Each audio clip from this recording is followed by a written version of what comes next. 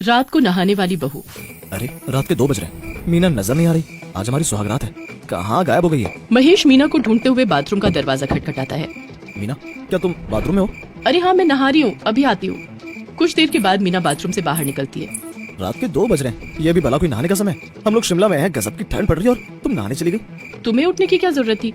तुम सो जाओ ना, मैं भी सोने जा रही हूँ। शिमला की खूबसूरत वादियों में महेश मीना की बहुत सी फोटोज खींचता है। रात को एक खूबसूरत कैंडल लाइट डिनर लेते हैं और एक दूसरे के प्यार में खो जाते हैं। क्या तुम हमेशा मुझे इतना ही प्यार करोगे? मेरे पास दूसरा ऑप्शन ही क्या है? अरे यार, अब मेरी बीवी हो तो हाँ तो करना ही पड़ेगा। बड़े नालायक हो, यानी कि ऑप्शन होता तो मुझे छोड़ देते। हाँ? काफी रात हो जाती है, दोनों सो जाते हैं। अचानक महेश की आंख फिर खुलती है। ओह माय गॉड, 2:30 बज गए। मीना बिस्तर से फिर गायब है। बाथरूम से पानी की आवाज आ रही है। ये रात में करती क्या है? महेश बाथरूम में जाकर दरवाजा खटखटाता है। अरे तुम उठ गए? बस अभी आ रही हूँ, 5 मिनट लगेंगे, नहा रही हूँ। ये क्या पागल बने मीना, रात में नहाने की क्या आदत है ये? अरे पतिदेव, चिंता मत करिए। एक्चुअली ऑफिस में काम करने के कारण मैं जल्दबाजी में दिन में नहीं नहा पाती थी, इसलिए रात में नहाने की आदत पड़ गई। और अगर नहीं नहाऊं तो नींद ही नहीं आती। यहाँ तो ठीक है मीना, लेकिन घर में तुम्हें ये आदत बदलनी पड़ेगी। अरे छोड़ो ना, हम दोनों हनीमून पर आए हैं। आओ जल्दी आओ और मुझे सुना दो। 1 हफ्ते बाद महेश और मीना घर पहुंचते हैं। मीना ये देखकर हैरान रह जाती है कि घर में अटैच बाथरूम नहीं होता है। गॉड महेश, ये तो बड़ी मुश्किल हो गई। तुम्हारे घर में बाथरूम आंगन में है, मैं कैसे मैनेज करूंगी? यार मैंने पहले ही कहा था, अब तुम्हारी शादी हो चुकी है, तुम्हें अपनी आदत बदलनी होगी। सबके सो जाने के बाद मीना रोज रात को 2:30 बजे नहाती। कोई भी उसे नहाते हुए नहीं देखता। अजी सुनते हो, रोज रात को मुझे आंगन वाले बाथरूम से पानी गिरने की आवाज आती है। इतनी रात में भला बाथरूम में कौन नहाता होगा? अरे घर में नहीं हो पाई है, इस तरह की बातें करोगी तो डर जाएगी। लेकिन पता तो लगाना ही होगा। माँ क्यों ना खिलौने वाले सांप बाथरूम में रख देते हैं, रात में जो भी आएगा डर जाएगा। हाँ ये ठीक है, अब सो जाओ, कल देखते हैं क्या करेंगे। मैंने नई बहू को कभी नहाते धोते नहीं देखा। लगता है ये बिना नहाए धोए ही पूजा में दिया जला देती है। पूछती हूँ महेश से। क्यों रे महेश, ये तेरी बीवी नहाती नहीं है क्या? बिना नहाए धोए पूजा पाठ करती है। शायद उसकी तबीयत ठीक नहीं है, मैं उसको समझा दूंगा। अरे तू क्या समझाएगा, जो समझाना है मैं समझाऊंगी, और वो भी अभी समझा दूंगी। गायत्री मीना के कमरे में जाती है। मीना देखो बेटी, अब तुम्हारी शादी हो चुकी है तो मैं हमारे घर के रीति रिवाजों की तरह अपने जीवन को तुम्हें बदलना होगा। हाँ माँ, क्यों नहीं, आप बताइए ना मुझे क्या करना होगा। सुबह उठकर नहा धोकर पूजा पाठ किया कर, रसोई में नाश्ता खाना बना, अपना काम देख। अब तो यही तेरा घर है। जो बहू घर में सुबह उठकर नहा धोकर पूजा पाठ करती है, उस घर में हमेशा खुशियों का वास रहता है। मैं तो रोज ऐसे ही करती हूँ, पर मैंने तो तुझे कभी नहाते नहीं देखा। मेरा काम था बताना, आगे तेरी मर्जी। सबके सो जाने पर मीना अपने कपड़े लेकर बाथरूम में चली जाती है कि अचानक बाथरूम में सांप निकल आता है। मीना जोर जोर से चिल्लाने लगती है, बचाओ बचाओ, सांप सांप।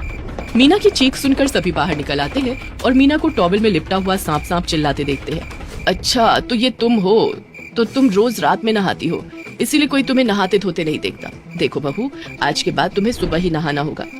अरे इतनी जल्दी नहाने को मैंने थोड़ी कहा था, पगली कहीं की। गायत्री समझती है कि मीना पूजा पाठ के लिए मुंह अंधेरे नहाती है। सब लोग शांति से सोने चले जाते हैं, लेकिन अगली रात भी गायत्री को बाथरूम से पानी गिरने की आवाज आती है। महेश, बहू को समझाता क्यों नहीं? इतनी रात में नहाने की कोई जरूरत नहीं है। उसे समझा दे, उसे सुबह उठकर नहाना धोना चाहिए। मीना घर का सब काम करती, लेकिन रात में नहाने की आदत छूट नहीं रही थी, बल्कि सास के गुस्से से बचने के लिए और वो रात में नहाने के बाद सुबह भी नहाने लगी। गाँव के ठंडे ठंडे पानी से बार बार नहाने के कारण उसे निमोनिया हो गया। देखो मीना जी, आप माँ बनने वाली है। अगर आपने अपनी आदत नहीं छोड़ी तो आपके होने वाले बच्चे को भी खतरा हो सकता है। मीना, मैं तुम्हारे हाथ जोड़ता हूँ, रात में नहाने की आदत को बंद कर दो। आज से शाम होते ही मैं बाथरूम में ताला लगा दूंगी, फिर देखो ये कैसे नहाती है। मीना सबसे वादा कर लेती है कि वो रात में नहीं नहाएगी, लेकिन रात होते ही उसे बेचैनी होने लगती है और नहाने का मन करने लगता है। जग में रखे हुए पीने के पानी को भी शरीर पर डालने लगती है, जिसके कारण उसे तेज बुखार हो जाता है। हे भगवान, तुम्हारा शरीर आग की तरह जल रहा है, तुम्हें अस्पताल ले जाना होगा। महेश मीना को अस्पताल ले जाता है, जहाँ उसे एडमिट कर लिया जाता है और डॉक्टर कहता है, मीना जी, मेरे लाख मना करने के बाद आपने मेरी बात नहीं मानी। ठंड लगने के कारण आप काफी कमजोर हो गई हैं, जिसके कारण आपका गर्भपात करना पड़ रहा है। मीना का अबॉर्शन हो जाता है। धीरे धीरे दिन बीत जाते हैं, लेकिन मीना अपनी रात में नहाने की आदत नहीं छोड़ती और दोबारा गर्भवती हो जाती है। वो महेश को इसके बारे में बताए उससे पहले ही वो उसे छोड़ने का निर्णय कर लेता है। मीना, मेरे लाख समझाने के बाद भी तुमने अपनी आदत नहीं छोड़ी, जिसके कारण मुझे अपने बच्चों को खोना पड़ा। अब मैं तुम्हारे साथ नहीं रहना चाहता। मैंने तुम्हारी टिकट करवा दी है, तुम अपनी माँ के घर चली जाओ। मीना अपनी माँ के घर चली जाती है, लेकिन अपनी रात में नहाने की आदत नहीं छोड़ती। तुझे शर्म नहीं आती मीना? अब तेरे भाई की शादी हो चुकी है, घर में तेरी भाभी भी है, क्या सीख दे रही है मेरी बहू को? नहीं माँ, मैं तुम्हारी बहू को कुछ भी नहीं सिखाना चाहती। मीना को रात में नहाते देख उसकी नई नवेली भाभी भी रात में नहाने लगती है। भाभी, रात में नहाना अच्छी बात नहीं है। अच्छे घर की बहुएं सुबह नहा धोकर पूजा पाठ करती हैं। इसका मतलब आप अच्छे घर की नहीं है? भाभी की बात सुनकर मीना की आंखों से आंसू बहने लगते हैं और उसे अपनी गलती का अंदाजा हो जाता है। वो महेश को फोन करती है। महेश, प्लीज मुझे माफ कर दो। मैं अपने आप को बदल दूंगी। मैं अपनी हर बुरी आदत को छोड़ दूंगी। मेरे कारण घर में कभी कोई दुख नहीं आएगा। मैं अपनी माँ को और दुखी नहीं देख सकता। तुम यहाँ नहीं आ सकती। मेरी बात माँ जी से करवा दो बस एक बार, फिर मैं नहीं आऊंगी। हाँ बोलो मीना, क्या कहना चाहती हो? माँ जी, मैं गर्भवती हूँ और जो खुशी मैंने आपसे छीन ली थी वो वापस देना चाहती हूँ। मुझे एक मौका दे दीजिए। हैं? क्या कह रही है? क्या तू सच कह रही है? जी माँ जी, बस एक मौका दे दीजिए मुझे, मैं अपने आप को बदल दूंगी। महेश, जल्दी से मेरी बहू को ले आ। मुझे पता है दोबारा वो ऐसी गलती कभी नहीं करेगी। महेश मीना को घर ले आता है और मीना अपने आप को पूरी तरह से बदल लेती है। समय के साथ वो खूबसूरत बेटे को जन्म देती है और सब खुशी खुशी रहने लगते हैं। श्यामलाल जी ने पांचों बेटों की शादी एक ही दिन करी थी। घर में रिश्तेदारों का मेला लगा हुआ था। अरे सुनते हो, घर में हाहाकार मचा है और तुम यहाँ सो रहे हो। अरे धीरे बोल भाग्यवान, आखिर हुआ क्या? पांचों बहुओं को एक साथ ही बाथरूम जाना है और घर में एक ही बाथरूम है। जरा आंगन का नजारा अपनी आंखों से देखो। आंगन में बाथरूम के आगे तीनों बहुएं छोटे छोटे कपड़ों में तो गांव वाली देसी बहुएं घूंघट गाड़े लाइन लगाकर खड़ी थी। My god, I can't wait माँ जी। अरे बहू धीरे बोल, तू जीन्स पहन के ही नीचे आ गई। घर रिश्तेदारों से भरा है, सब्र कर। माँ जी, मैंने तो शॉर्ट्स पहन लिए हैं। आई हेट कि मेरे कपड़ों में कोई भी चीज टच हो जाए वॉशरूम की। उफ, यू आर राइट, मैंने भी शॉर्ट स्कर्ट पहना है। सौम्या, मुझे भी लॉन्ग ड्रेस में वॉशरूम जाना पसंद नहीं। हे भगवान, कलयुग, आप तीनों की ही तो टांगे दिख रही है। अभी तू मुंह दिखाई भी ना हुई। भैया, मैंने तो अपनी साड़ी ना उतारी। अरे अम्मा जी, आखिर गुसल खाने में है कौन? मैं तो लोटा लेकर बाहर ही बैठ जाती हूँ। छी छी, डिस्गस्टिंग, ये गांव के लोग। अरे मेरा मुंह ना खुलवाना दीदी, गांव की तो हूँ पर ये नेकर पहन के तो सास के आगे नहीं घूमती। अरे तो इसमें बुरा क्या है? साड़ी पहन के बड़ी सफाई से रह पाओगी क्या? मम्मा, मैं वेट नहीं कर सकती, आप दरवाजा खुलवाइए ना। अरे माँ जी, इस तरह लाइन लगा के कब तक खड़े रहेंगे? अरे हाँ हाँ, बस अभी खुलवाती हूँ। कौन है भाई? जरा जल्दी बाहर आओ, नई बहुओं को जाना है। अंदर से ताऊजी की आवाज आती है। अरे सुधा, ये मैं हूँ तेरा जेठ। कल खाना ज्यादा खा लिया तो थोड़ी बदहजमी हो गई। जरा बहुओं से कह दे पर्दा कर ले, मैं आ रहा हूँ। व्हाट? पर्दा? मेरे पेट में दर्द हो रहा है। अचानक सावित्री की गैस पास हो जाती है। सभी बदबू से नाक बंद कर लेते हैं। ओह माय गॉड, इस तरफ हार्ट कौन करता है? बदबू से नाक सड़ गई।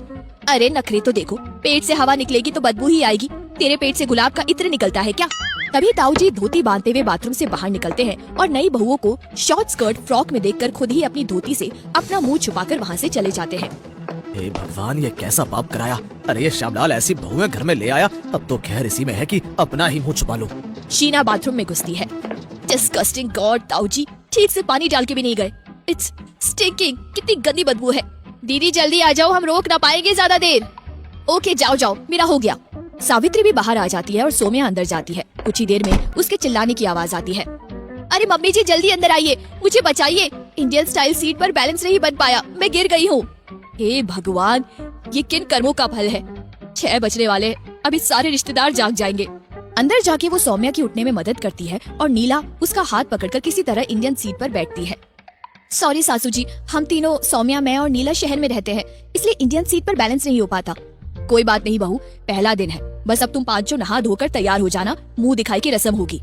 किसी तरह वॉशरूम से निपट अब नहाने की बारी आती है। बहुओं, एक ही वॉशरूम है, तुम तीनों एक साथ ही नहा लो, वरना सब रिश्तेदार जाग जाएंगे तो बाथरूम खाली नहीं मिलेगा।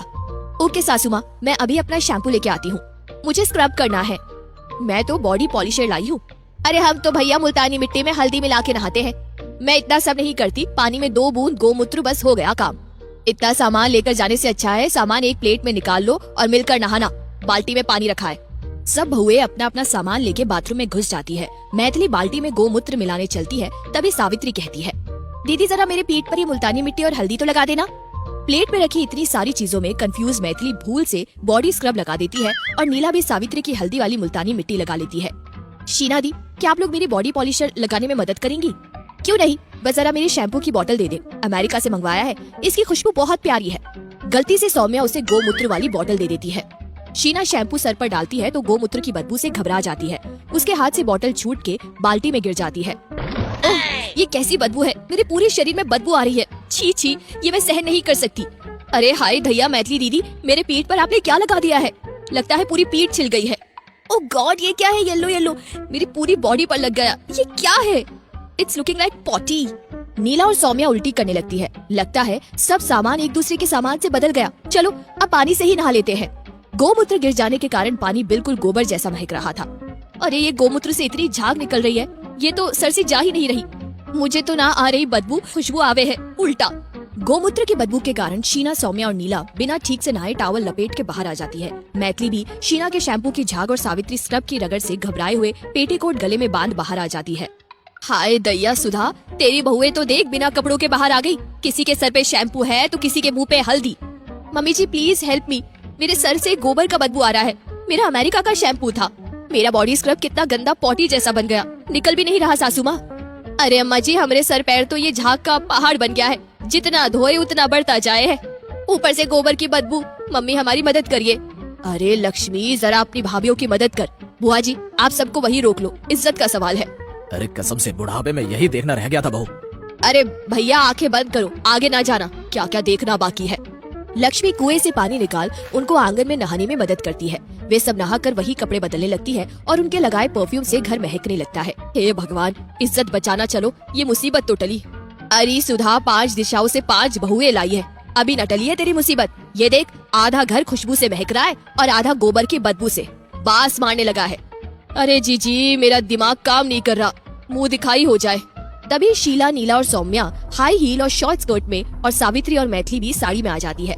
मम्मी जी हम सब तैयार हो गए, आप टेंशन मत लीजिए, सबको बुला लीजिए। दया रे दया, सब लोग तुम लोगों का चेहरा देखने आ रहे हैं और तुम लोग इस तरह नंगी पुंगी बैठी हो। अरे जो चेहरा पहले से ही खुला है, भला उसे कोई क्या देखेगा। सही कहा दीदी आपने, अब तो रिश्तेदारों के सामने मजाक ही उड़ेगा। मैंने ये सब सोचा ही नहीं। अरे बहुओं, ये तुम्हारा घर है, 5 बहुओं के होते हुए भी घर की इज्जत गई काम से। ऐसा कभी नहीं होगा माँ जी, हमारे रहते हुए तो कभी नहीं होगा। क्यों शीना दीदी, सौम्या दीदी और नीला दीदी, क्या हम लोग अपने घर के नाक कटने देंगे? 5 बहु एक साथ बोली, कभी नहीं कभी नहीं। पर बहुओं अब होगा क्या, गाँव के लोग तुम्हारे कपड़े देखकर बहुत ताने मारेंगे। दीदी आप अपनी शादी की चुनरी अपनी स्कर्ट पर साड़ी की तरह लपेट अपने चेहरे घूंघट से ढक लीजिए। सभी लोग उसकी बात मानकर ऐसा ही करते हैं। एक एक करके सभी रिश्तेदार आते हैं और उनके घूंघट उठाकर उनका चेहरा देखते हैं और उनकी तारीफ करके चले जाते हैं। तुम 5 ने तो घर की इज्जत रखी। असली बहू वही होती है जो वक्त पड़ने पर मिलकर एक दूसरे का साथ देती है और घर की इज्जत बचाती है। तभी वहाँ ताऊजी आते हैं। उन्हें देखते ही 5 बहुएं इज्जत से उठ जाती है। स्कर्ट पर चुनरी ओढ़ कर बैठने पर तो पैर ढके थे, खड़े होते ही उनके पैर दिखने लगते हैं और चगरा ढका रहता है। ताऊजी राम राम करते हुए अपना चेहरा ढक लेते हैं। मैं यही कहूँगी, बहुओं हो तो सुधा की बहू जैसी हो। खुश, मुंह दिखाई में मुंह तो छुपा ही लिया। सब हंसने लगते हैं और सभी वादा करती है कि धीरे धीरे वे सब सीख घर की इज्जत दाव पर ना लगने देगी। जीवन पहले की तरह खुशी खुशी चलने लगता है।